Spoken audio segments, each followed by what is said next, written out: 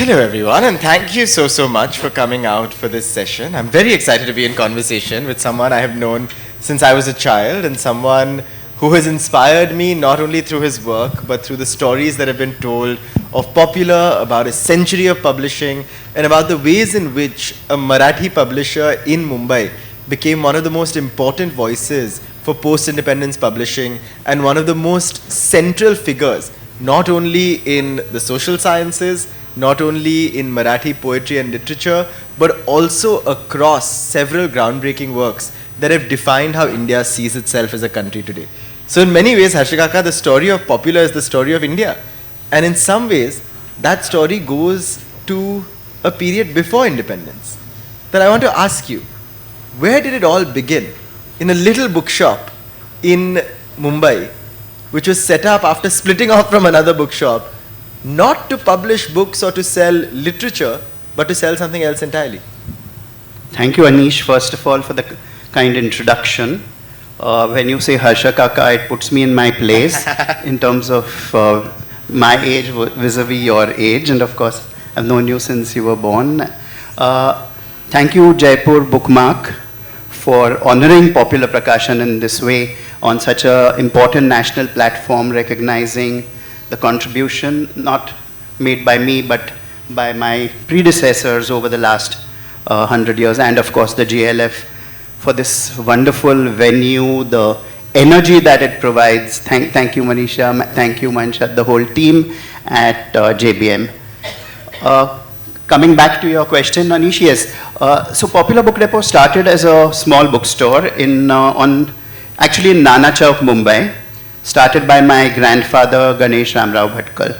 So Ganesh Bhatkal came from the town Bhatkal, which is where we derive our family name from. And he was not really, that way, pada likha, intellectual or something when he came. He had nobody in Bombay when he came. And he used to go door to door, selling books with books in a bag. There were no real bookshops in Mumbai in those days. I'm talking of the 1915 to 20 kind of. And he realized that there were lots of doctors who needed books. All those used to be imported in those days, and he would therefore go and visit doctors, sell books to them, and then started this Popular Book Depot, which initially started selling medical books, and of course then went on to, like my father would always say, like from a dictionary to an encyclopedia, we had the entire range, and Popular Book Depot became a kind of institution in Bombay. It was a different kind of city in those days, where it wasn't as large a metropolis as it is today, and people would come from the distant suburbs to come.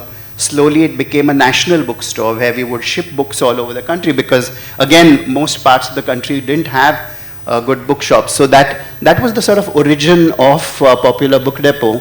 And because we were such a center, so this was in 1924 that the first bookshop started. Then it moved to a much larger place on Lamington Road, and then there were two shops. One was Popular Book Depot, and the second was called Popular Book Depot Medical, which sold only medical and technical books. And suddenly World War II happened. There was a boom in publishing, there was a boom in people wanting to read, there was an influx of new people into the city, and Popular became the biggest bookshop in the city, if not the country. So Yes. what happened in that World War II to independence period, and how did everything transform there? So I would say two things happened. One is, of course, as you rightly said, it became a really pioneering bookshop across the country. Everyone knew it, and all the international publishers who would visit India to sort of sell their wares, as it were, would visit Popular Book Depot as the place to go. The other was because my grandfather had a certain mentality. His whole thing was people should come to the bookshop, sit, read. It was not about necessarily buying a book. Now, this trend has now become popular. Of course, they take money from you in the form of the coffee shop that they have. We didn't have a coffee shop, but people could just sit, and he would not close the shop at night until the last reader went away. And there are various doyens of Indian various fields, like Nani Palkhiwala, who has gone on record in his autobiography as saying that he wouldn't have been what he was today were it not for the support. And said if he was alive that he would touch G.R. Bhatkal's feet. That's right. And Nani Palkhiwala has gone because on record he didn't initially have a lot of money, and he would come here, read the books, and enrich himself. And as these doctors and various people from various walks of life came, they would also end up writing books. And that's how we also got into publishing books. Which was again a facet of a family-based publishing house, right? That when your father, Ramdas Kaka, entered the company at the age of 17, he brought a very different flair to it. Until then, Popular was publishing books on the social sciences, it was publishing books on medicine, it was publishing books not only on social sciences actually, that began a little later, but primarily on the natural sciences, chemistry, physics, they were selling stationery. And then Ramdas Kaka came in and he published a book in Marathi. And his intellectual world in some ways became Popular's intellectual world. That's right. So, I think with each generation, there was an inflection point. So when my grandfather was sort of the co-publisher, as I said, he was that way, a businessman mentality. So whatever would sell, he would publish, because that is how the retail trade needs to work. Forget the social aspects of his mentality, but as publisher, so he would publish guidebooks on chemistry and mathematics, and these were all very popular.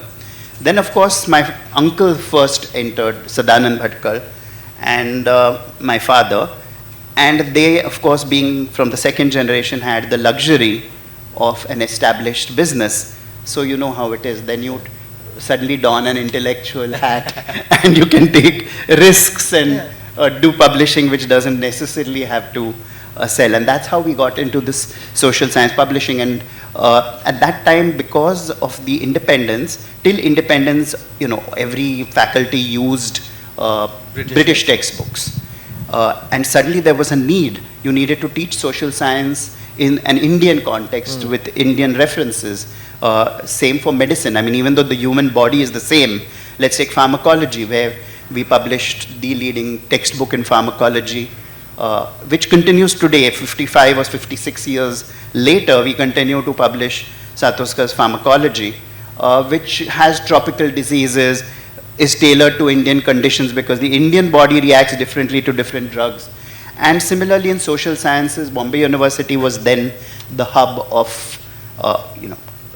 sort of the intellectual studies, the universities. At that time, Delhi had not monopolized everything the way it has today. And people like G.S. Ghurye were the head of the department of sociology, and they rewrote modern Indian sociology. So that's why G.S. Ghurye is often called the father of Indian sociology. So we published all of Ghurye, A.R. Desai, Devdas Pillai, and a whole generation historians like D.D. Kosambi. But so all these writing from a slightly leftist point of view again, because that was the Nehruvian era where the leftist thinking was on the rise, and so the entire social science literature was being rewritten and recrafted for the new India that was, coming ahead. But you've hit the nail on the head, right? Because Popular existed in Mumbai at a time when Mumbai was the intellectual capital of India. Yes. The story that I like to narrate is that in the 1960s, when Jawaharlal Nehru's 75th birthday was supposed to happen, unfortunately he passed away before his 75th birthday, it was Popular that was entrusted with writing a sort of commemorative book on Nehru. It was not a Delhi-based publisher, it was not an international publisher, it was a homegrown publisher. And in fact, Popular ended up publishing a memorial version on Nehru after he passed away, and then published the first book on Lal Bahadur Shastri after he became Prime Minister, because it was important that India's new Prime Minister had something to his name, so the world could know who he was. Yes. So in some ways, Popular responded to the moment and became an intellectual powerhouse that was coming from a Mumbai that seems to have somewhere lost that stature. Yeah, I mean, it's not just the intellectual, it was not just the intellectual capital, it was the capital of everything. And today Delhi is not just the political capital of the country, but by, moving all the funding possible into that narrow Luton's Delhi pocket, they've ensured that whether it's the arts or the performing arts or literature, just about everything has now moved to Delhi. All the university funding goes to Delhi, and which is Mumbai why University does not have the Indian same publishing also is now centered in Delhi, because you really can't afford to be in any other part of the country if you really want to achieve scale of any kind. But that wasn't the case when Ramdas Kaka came into this publishing house. And he discovered over the course of that fertile intellectual ground several authors who would go on to become landmark names in Marathi literature in particular. So what are some of those stories? What led to someone like a J. Kulkarni becoming a popular author? Right. So if I'll just step back. So Sadanand Bhatkal, who was 15 years older than my father, did this whole social science bit, and my father continued it, of course. But Marathi publishing, for which Popular Prakashan is far better known in the state today, I mean, most people in Maharashtra would not even know our contribution to the English publishing world, whether it's in social sciences, medicine, or much later in the general book part of it, which I guess we will talk about as we go along. But my father was 17 years old and sort of a maverick and a bit of a gunda kind of guy who was studying political science at Elphinstone College. He had yet to meet my mother, so no one to discipline him. And therefore, he used to hang around, and he met Gangadhar Gadgil and Gokhale. And he felt that he should publish their first books. And at the age of 17, when, which is a really young age, he published his first books in Marathi. Now, this was a very important sort of point in Marathi literature, where there was the classical Marathi literature, and that was moving into a sort of Navasahitya kind of era. And I think my father sensed that, and we started publishing books along those lines, where, traditionally you didn't write about certain things, they were taboo, and you wrote more about good than bad. You didn't write about villages. You wrote, in certain contexts and certain genres. And that sort of changed with, Gadgil, Gokhale, Khandekar, and a whole bunch of, not all our authors, but there were several authors of that period who changed what Marathi literature was going to look like over the next 75 years. And I think that is when my father got into it and then went on to publish really important authors moving on. Since you talked about, G.A. Kulkarni, of course that was published by us much later, but G.A. Kulkarni was well known. He used to write sort of short stories in what is called Diwali Anka, or Diwali issues, which are a kind of institution. Certainly in Maharashtra, it's possible other parts of the country also have equivalents at the time of some festival or the other, where special issues are published on the occasion of that festival. And so he used to write in Diwali Anka, and so he had a bunch of stories that were available, and he didn't know what to do with them. He thought, that he should print them, as distinguished from publish them. And another of my uncles, that's my father's brother-in-law, sister's husband, Pandurang Kumtha, who also played a very important role in the evolution of popular as well as Marathi in particular, was his college mate. So Pandurang Kumtha actually, though his contribution is in Marathi, didn't know Marathi when he married into our family. And he went on to, play this very important role. Anyway, so GA wrote to Pandurang Kumtha saying that, I've got this, so tell me how much it will cost to print it. His idea was that he will pay for the printing and he'll get some copies. So Pandurang Bhaiya talked to my father and said, how much will it cost? Because he was the publisher in the family. And my father said, no, we need to publish this. He doesn't have to pay anything. And so GA was quite surprised to hear that. And that is how the first GA book was published. पैसे मिळतील, द्यावे नाही लागणार. I will get money from this, not have to give money. It's such an amazing concept. That's correct. And of course, it's a moment, and to just interject for a second, because it allowed a agile publisher like Popular to have a pulse of the reading public that maybe a larger publisher sitting in Delhi today cannot have, and that continues to be a problem, which allowed a publisher to sense the Victorian novel moment coming into Marathi publishing, because this is exactly what happens with Charles Dickens, right? Suddenly the novel changes in English and becomes something about a little boy climbing a chimney and cleaning it, right, which is what Marathi publishing also transforms into. And you get there first, not because you're actively searching for it, but because these are friendships and networks that are existing as people who are in the community responding as readers before they respond as publishers.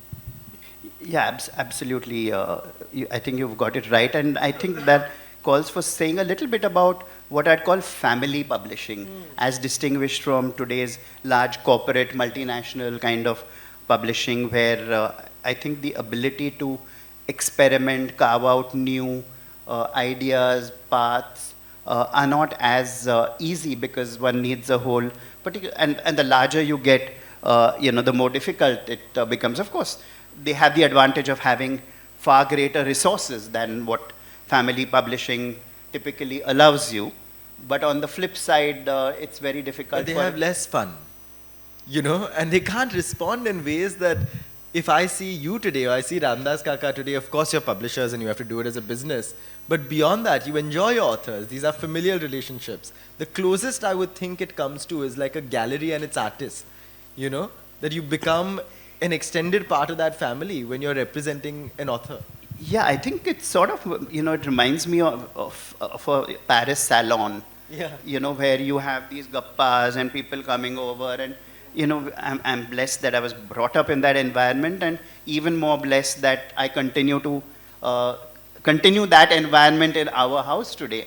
And we have several friends here in the audience who have been to our house, and, we've had Bhalchandra Nemade, some editor, some poet, and, it's just an evening of conversation and fun, and of course, various other stuff that goes on with parties. So it's part of that, and that's why my father used to always use the term, all work is play and all play is work. And it's something to say, but it's something far more important to be able to internalize and to actually do it that way. But it's not always fun and games, because Popular has taken its responsibility to publishing very seriously. And I want to turn to the emergency. Yes. Popular becomes, during the emergency, one of the most important publishing houses in the country because it refuses to bow down. And you publish Jayaprakash Narayan's Prison Diaries, of course, after the emergency is lifted. You are sort of becoming an activist publisher at that point, taking risks that maybe other publishers would not be able to take. And I remember a story of Ramdas Kaka saying we used to be on the 3rd floor on a terrace that could jump onto the next terrace, so that if the police came, we could go to the next building.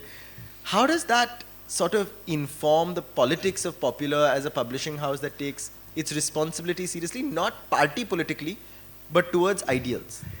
I think you put it beautifully, that not party, because we've never advocated any party. I think what we've always advocated is being secular, being Indian and proud of it. And that has reflected throughout in our publishing. I was 15 during the emergency, or 14 actually. And I still remember so many leaders used to stay in our house, whether it was Mohan Dharia, Dandavate, Mrunal Gore, mainly the Maharashtrian politicians who were underground in those days. And yes, as you said, we did publish Jayaprakash's Narayan's Prison Diary. The first editions were actually published during the emergency, although not by Popular Prakashan, but facilitated by Popular Prakashan, but it was published by an NGO for obvious then political reasons, because you didn't want to get shut down. Yeah, we didn't want to get shut down. But yes, immediately after the emergency, we published it in under our imprint. But equally important, we also did Jayaprakash Narayan's Prison Diary, which was his 4-volume treatise on, not Prison Diaries, towards Total Revolution, I'm so sorry. Towards Total Revolution, which was his whole thought process, which drove JP to be able to do what he did in 75, 77. Then, of course, we published various other people, but as I said, always secular. That continues to be our position today. We do not publish from a given political viewpoint. We may agree with that political viewpoint, but we will still not, as a publishing house, take that political viewpoint, because we believe that we are apolitical, and then there's no ending to it, that who decides what is the politics of the company. So then, is it one person who decides? Is it a collective thing? So we've just, whether it's right or wrong, that's the sort of, so we've turned down several books by very, very important politicians. But that's how we've been. It's not that we've not published. So when Madhu Dandavate was the railway minister at that time in the Janta government, we published his book, but it had nothing to do with politics. So this was their social scientist avatar, or Yusuf Meher Ali, or we did Chandrasekhar, so we did Prime Minister Chandrasekhar's dynamics of social change. So that comes from a sort of socio-political viewpoint, but it's not a political book. It had nothing to do with the Janta Party. And in many ways, that was made possible by these relationships that had been crafted, where there was enough respect to also acknowledge that perhaps if Popular says no, you can't put pressure on Popular. You know, to recognize that a no means a no, and you can still continue to have dinner the next day. I guess so, because we've sort of You've survived 100 years. The storm, so yes. I want to talk about the generational change that happened when you arrived. You know, a very different publishing landscape. Yeah. The entry of international publishers into India, the advent of the internet, the early days of Vans. I want you to talk a little bit about how you entered sort of publishing from a very different lens. What were you thinking when you joined the business, and what ideas did you bring to the table? So one is, I'm not an intellectual. I don't read all the stuff that, not that that we publish. And that's not my fault. Everything is always one's parents' fault. One should never forget that. So it's that my parents schooled me in an elitist English medium school, so I couldn't do justice to our Marathi publishing program the way I should have. And also after that I did an MBA because my mother felt I should be able to earn a living on my own, all of which I value.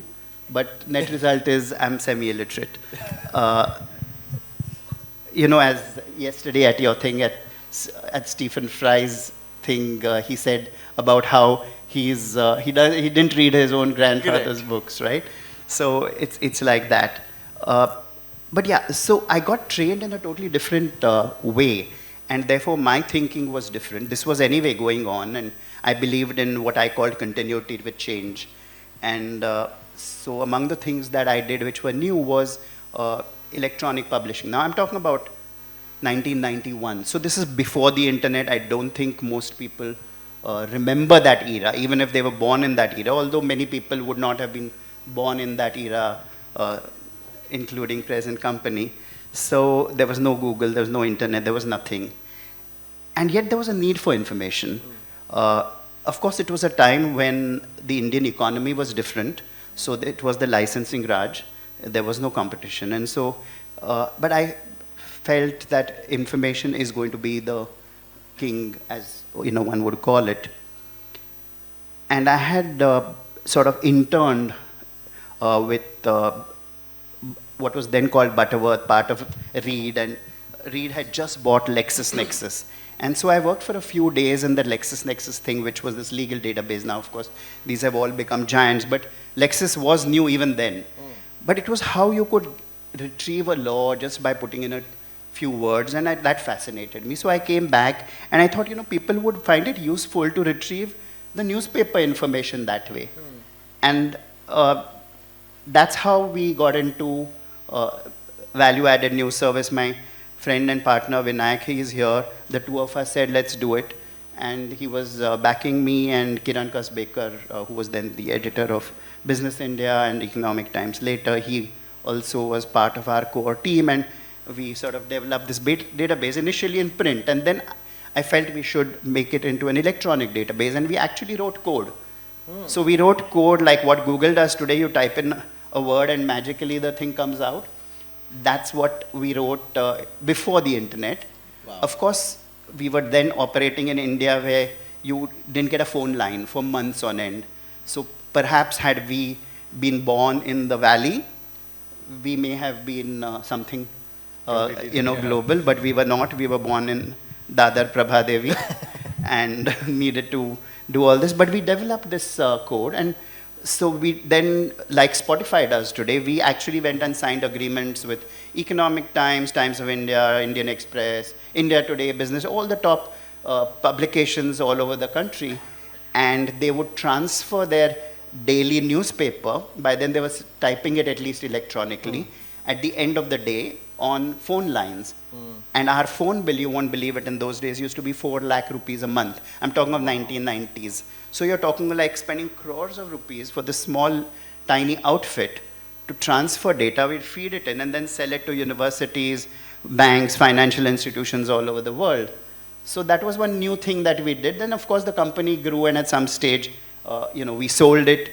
To be honest, also our business model exploded with the internet, because what we were giving for free, what we were charging a fortune for, suddenly became available for free.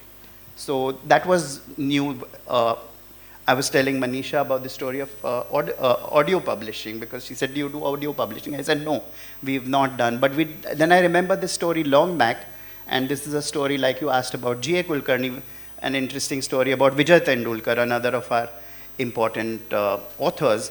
So Vijay Tendulkar was always published by Mouse, and the respect that my father had for the Bhagwat family and Mouse as an organization was that we would never sort of poach on their authors, because my father always looked at Shri Pu Bhagwat, their editor and founder, as sort of his guru. For whatever reasons, Tendulkar had then given some books to other publishers. So we said, okay, now we can also get, and in fact now we publish all of Vijay Tendulkar. But at that time, Tendulkar had written 2 plays, Niyaticha Bailala, and I think Safar was the other one. And he had not given them to any publisher. So my father said, what's going on? He said, no, I want to present this as an audio version first. Because what happens normally with a play is it's first performed. After it's performed, then a publisher publishes the book. He says, when a play is performed, I have lost control over my play, because then the director is the boss.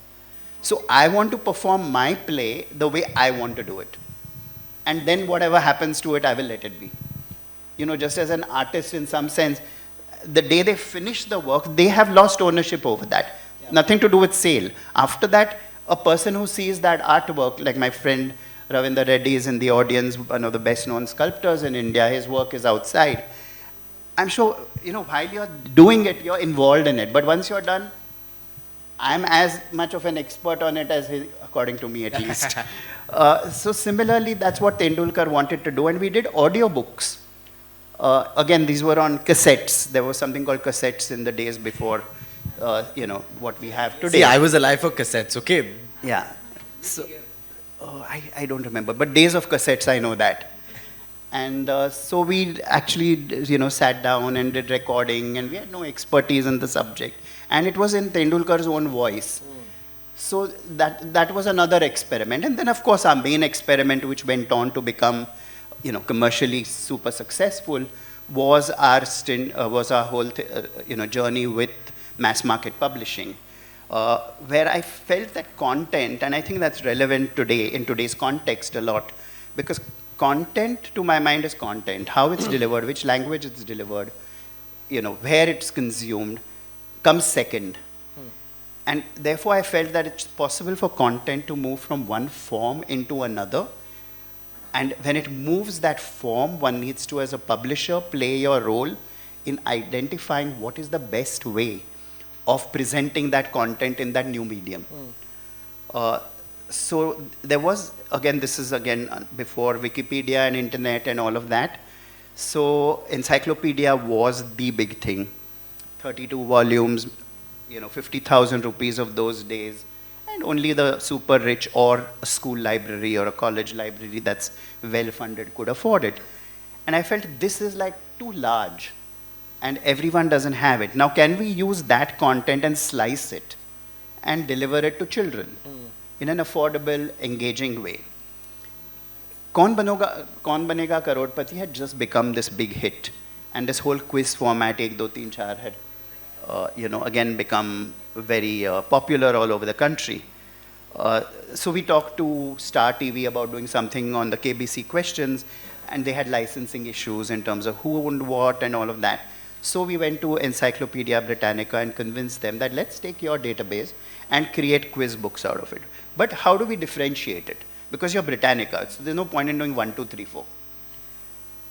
So with that 1, 2, 3, 4, we also gave small paragraphs from the content of Britannica. So it is authoritative content that the child would get. And do the 1, 2, 3, 4. And also the 1, 2, 3, 4 was selected in a way where it's not obvious because there's no, phone a friend or anything that's there. You're reading it for increasing your knowledge, yet, engaging yourself. So that's how we did the Britannica series of, but it was a big task because Britannica had never licensed content in English anywhere in the world. Wow. So to convince them to do that was a gigantic task. We went on to do a very, very successful quiz book series. Then we did a curriculum series. We did over 100 books with Britannica over the years.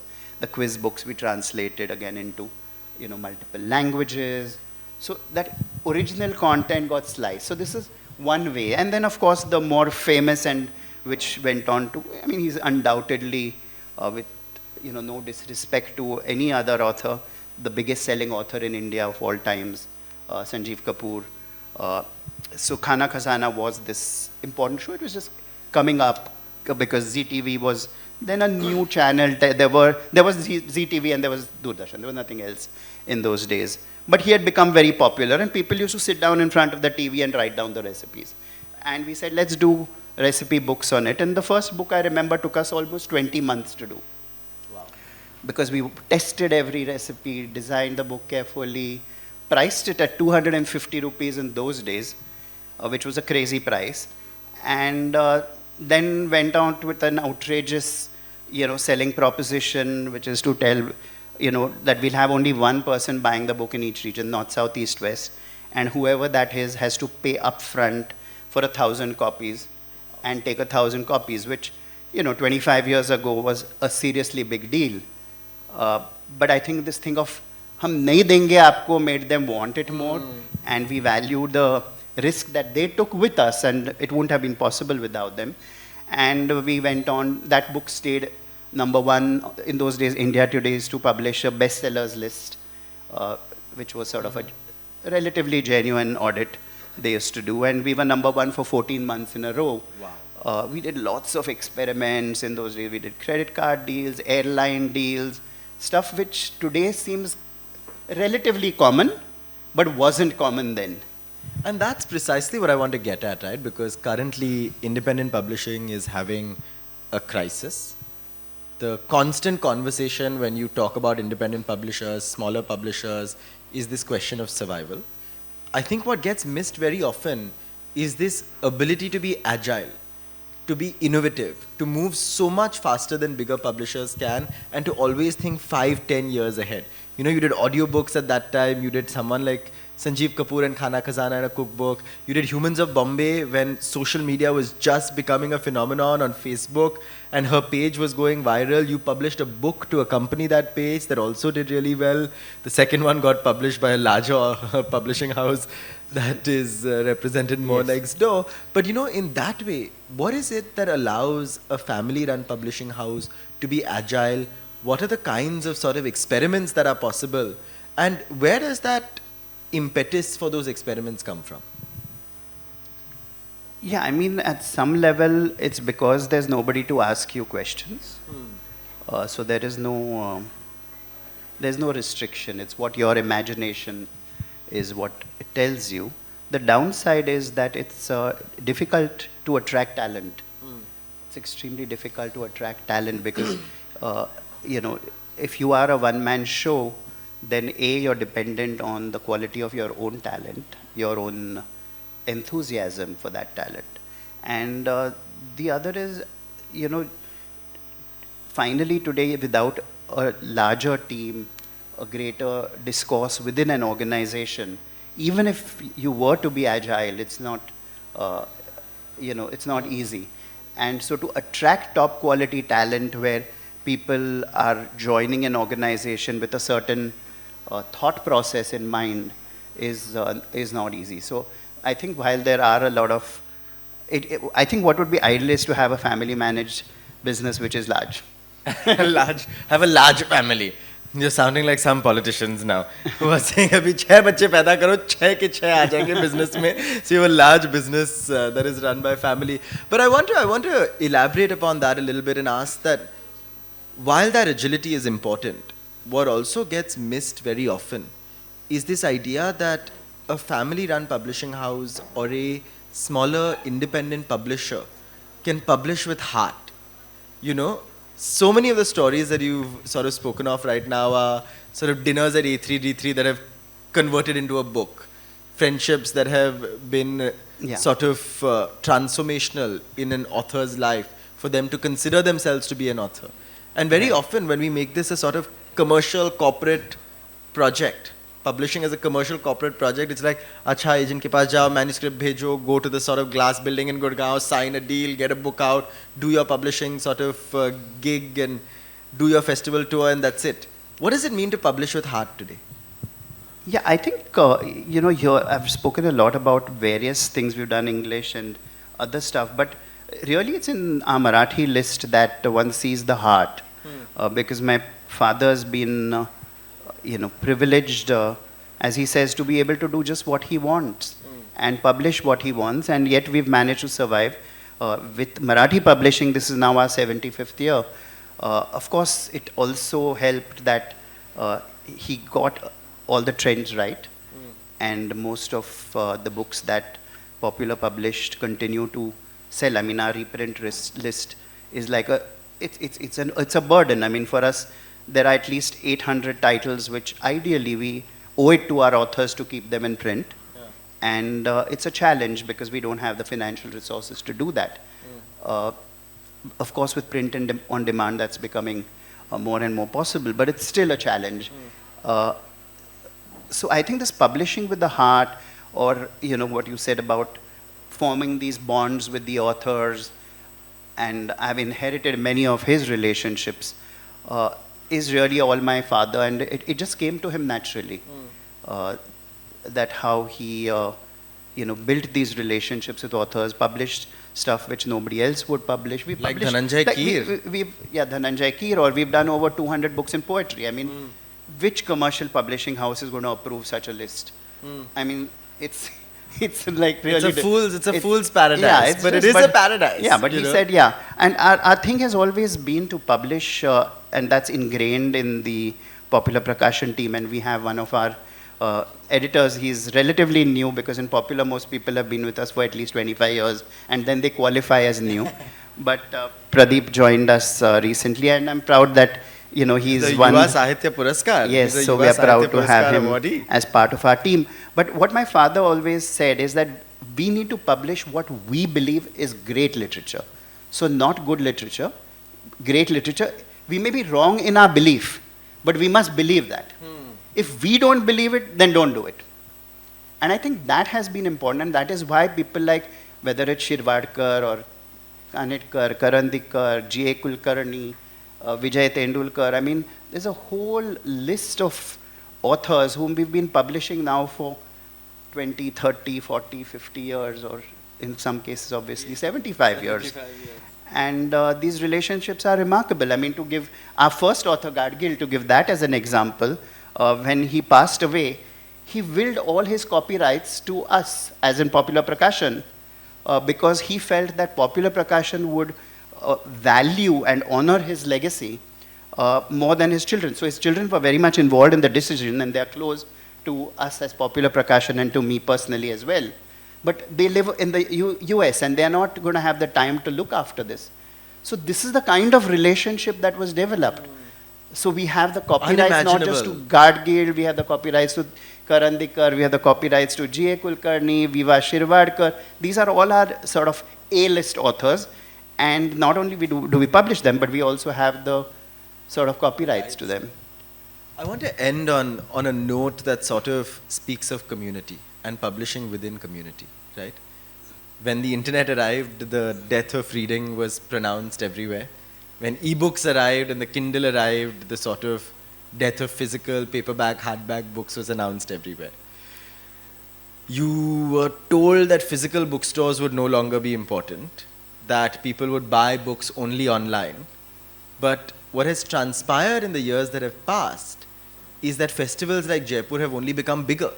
I mean, the number of people at this festival today, the number of people on the weekend coming from every part of the country, the number of people at festivals across Maharashtra reading in Marathi, going and buying books at book fairs and sort of expos that are taking place not just in a Mumbai or a Pune, but in a Sangli, Kolhapur, Satara, is rising with every passing day. How do we capture this moment and how do we understand this as a turn that we need to now acknowledge and build upon? See, it's great that someone of your age is so positive, but I guess at that age you are positive. So I am not as positive as you are about the future of the book as it stands today. I think the challenge for publishers is to understand and imbibe the content that they are printing today or publishing today as books and seeing what will engage the next generation better.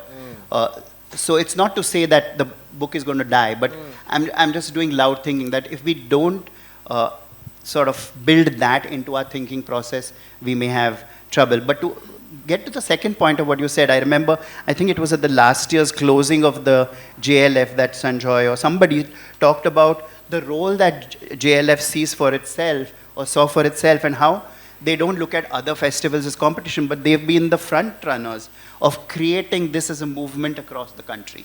That it's because JLF is JLF that today there are these lit fests happening all over the country which have become popular. And hats off to JLF that, they continue to, sort of forge new areas by taking now the JLF brand to other parts of the world as well. So I think that's a great thing, and I think also as a Marathi publisher, I'm saying at some level, I don't know whether it's true or not because I have not had direct contact with them, but suddenly, book fairs have always been a part of Marathi as a form of distribution. So it's nothing new, or the Sahitya Sammelan, etc. But I think the Pune Book Festival, in terms of sales for publishers or the way it's become a sort of calendar event now in Marathi, has happened partly because of what JLF has done, and somebody's seen the model and seen how it's important to sort of modernize and contemporize it so that the next generation wants to be there.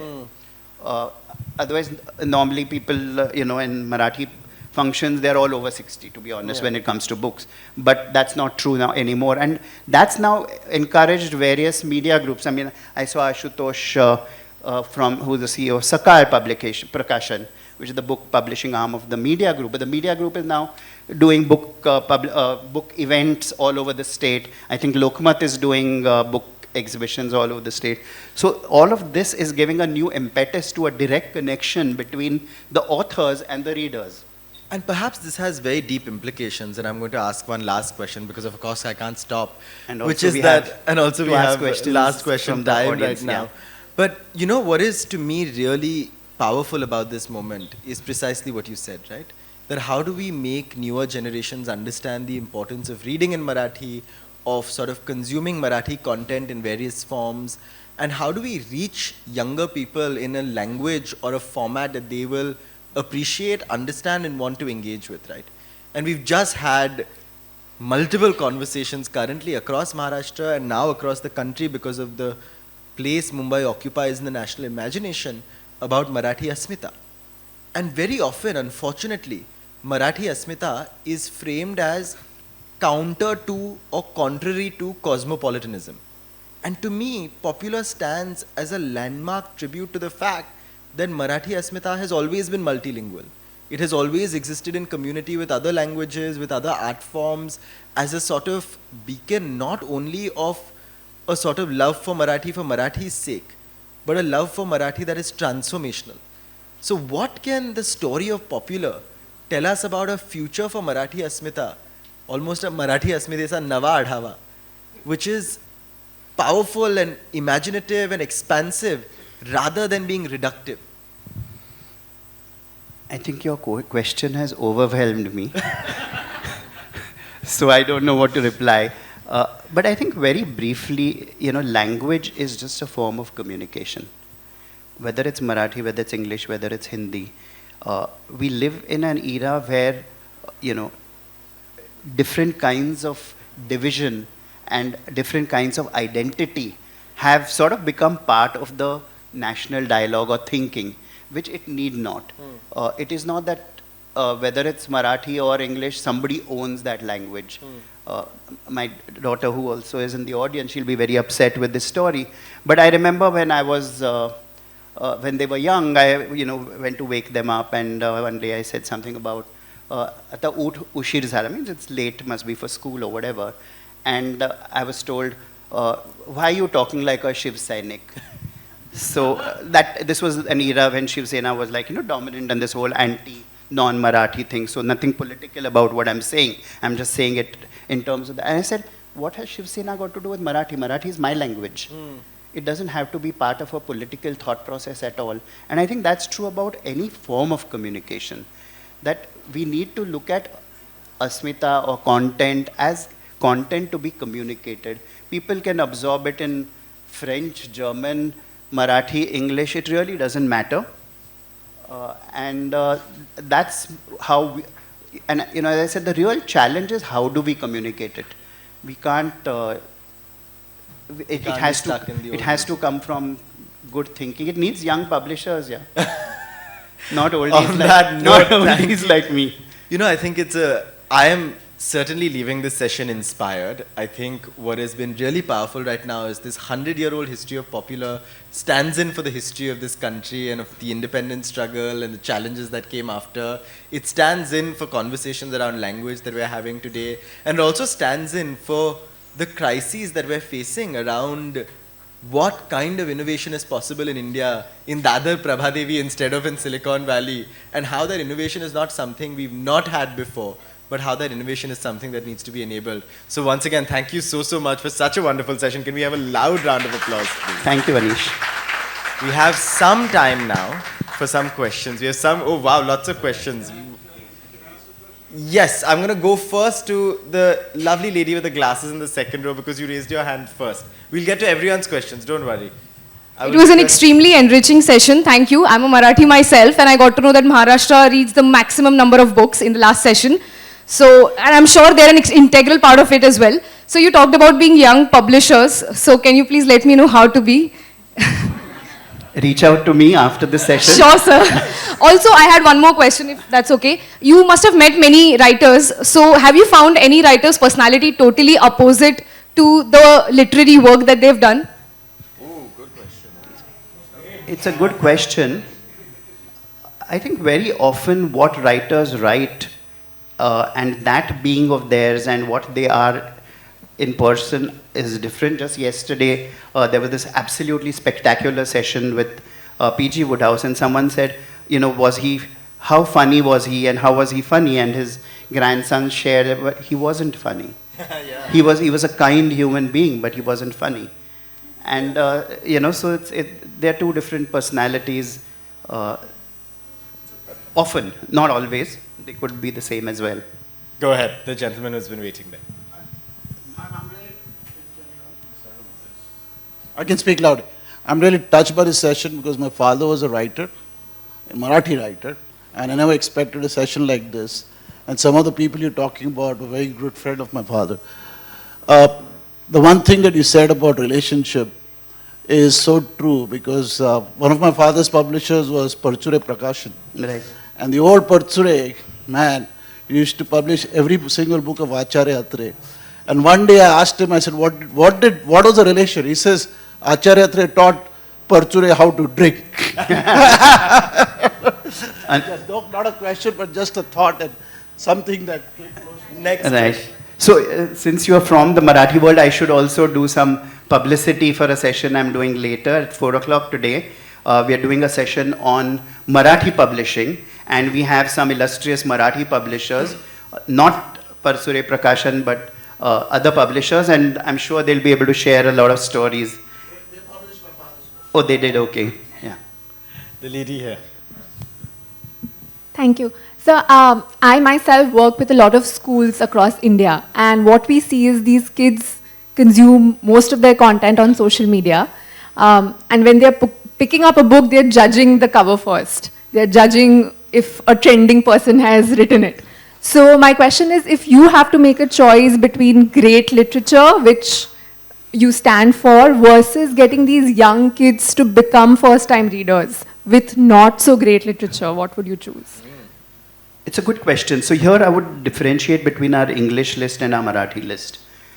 In our Marathi list, frankly, our thought process has been and continues to be driven only by what we believe is great literature. We'd like to publish whether they're known or unknown, and if they're unknown, hopefully make them great. In English, however, it has been, I'm not saying driven by, but it's been influenced by how well known the writer is, etc. So it's two different yardsticks that we've used. I'm very, very sorry. We have no time left for more questions, but I think he will definitely be here. And a loud round of applause. Oops. Yeah, there's actually just one member of my team here, Pradeep Kokre, who I already introduced. Pradeep, if you can stand. Pradeep, if you can stand up. We should all have a loud round of applause for his Yuva Sahitya Puraskar first. And he represents a larger editorial team at Popular Prakashan, who unfortunately are not here today, but yes. Thank you so much to all of you once again, and thank you for this amazing session. Thank you, Anish.